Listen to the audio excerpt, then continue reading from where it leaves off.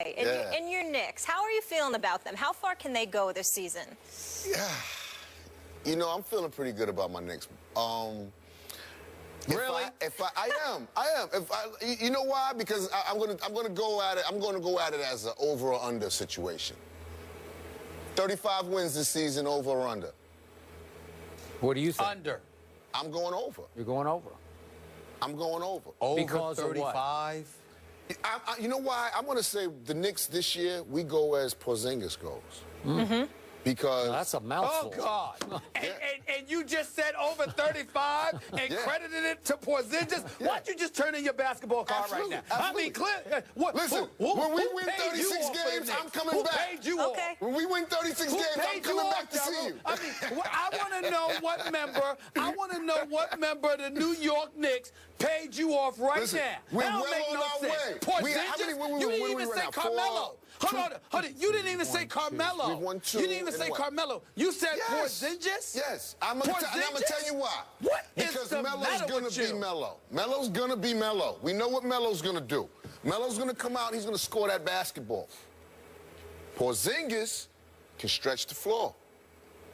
He can bring that 4 or 5 out to 15 feet to the three-point line, which leaves Lopez room to do what he does down here. Lopez. Yeah. So now you bring Lopez in. Lopez is not a bad player. Are you a Knicks fan or not, man? What is going on here, Stephen A? I thought you was going to be on my side with this one. I'm a truth teller. Me too. Yeah, I okay. think Porzingis, evidently not. Here's the deal.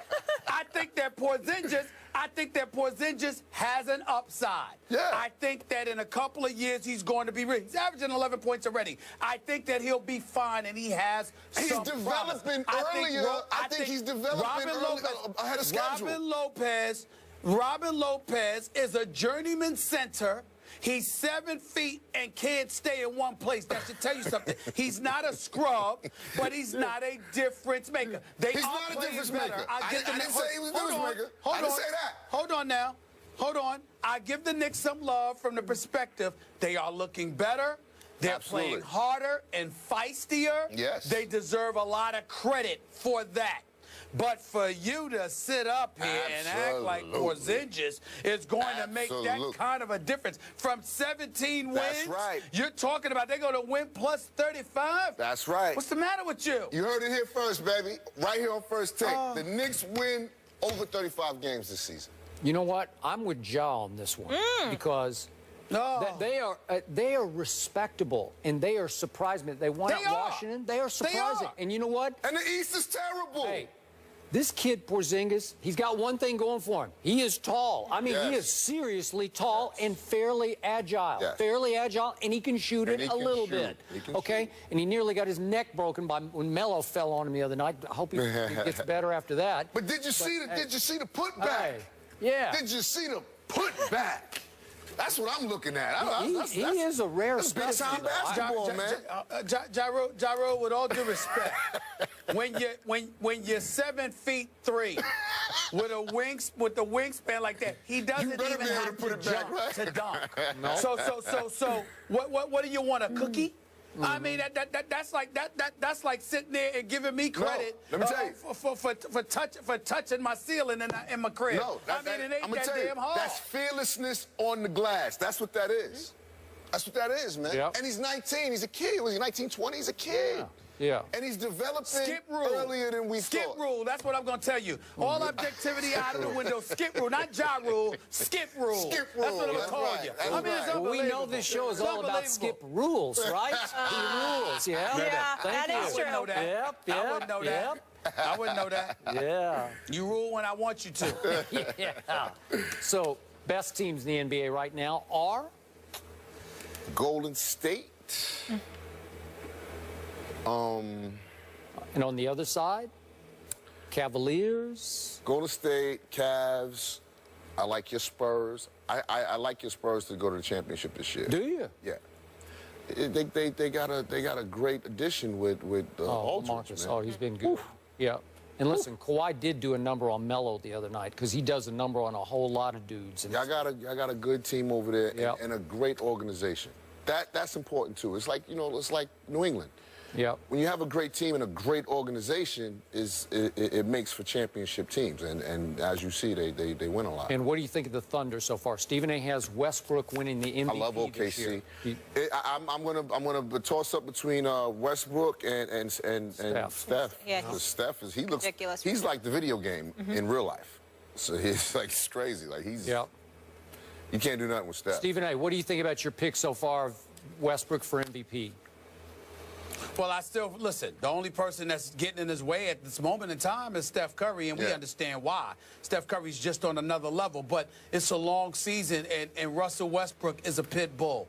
And I look at him, and I think he's coming. And I don't think that it was far beyond the pale for me to pick Russell Westbrook as my league MVP winner for this upcoming season, because I think that despite the greatness of Kevin Durant, which will shine, and he's shown, and he's definitely shown it thus far in this early part of the season, I think from a longevity perspective, I think Russell Westbrook will be right there with Steph Curry, and we will see what happens from there.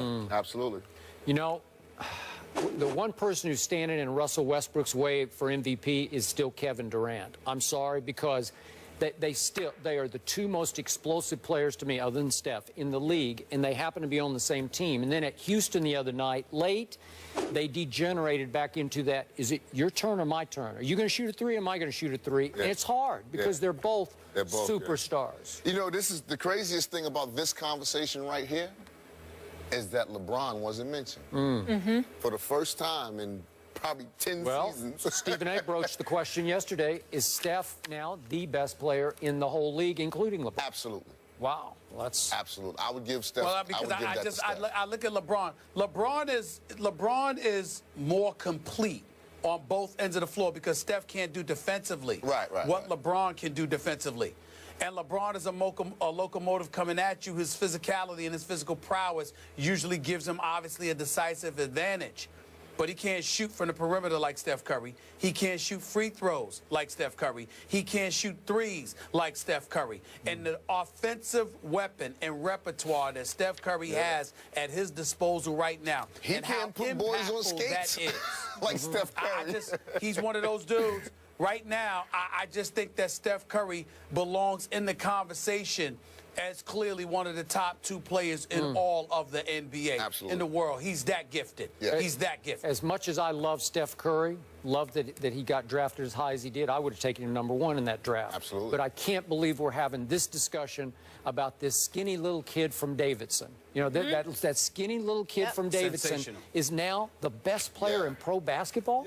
Better than LeBron James? And let me tell you something, Skip, he's going to change he's going to change the way NBA plays basketball moving forward, because when you can find somebody that can shoot like that, I mean, it just the way the game is played and how it's going away from the physicality of it all, the bad boy Pistons, then the Knicks with Anthony Mason, God rest his soul, the Patrick Ewings of the world, the Charles Oakleys of the world, people like that, because it's gotten away from that, and it's a softer game where you got stretch fours and stretch fives, and you're looking at big boys play the perimeter and all of this stuff. They want shooters, and there is no shooter in NBA history better than this young brother that we're watching right now. Steph Curry is the best shooter I have ever seen. I agree. And you're going to see teams looking for that more and more. If you can shoot the basketball, teams are going to want you on more than ever before. He's so fun to watch. We'll see your Knicks tonight. Porzingis and Melo, they're going to be at the Cavs, and I have good news for you why we're going to go up 2 in the division. This just in, Tom Coughlin said Jason Pierre-Paul will practice this week with the defense. Oh, it's over. And could make his season debut in Tampa Bay. Call off the rest of the year. See that? Call it off. The division belongs. Thank you so much for being here. This is so much fun. We'll see you after the Knicks win 35, right? Absolutely. All right. Up next, Titans coach Ken Whisenhunt is fired. Was Marcus Mariota's health a factor? We'll get into that after the break.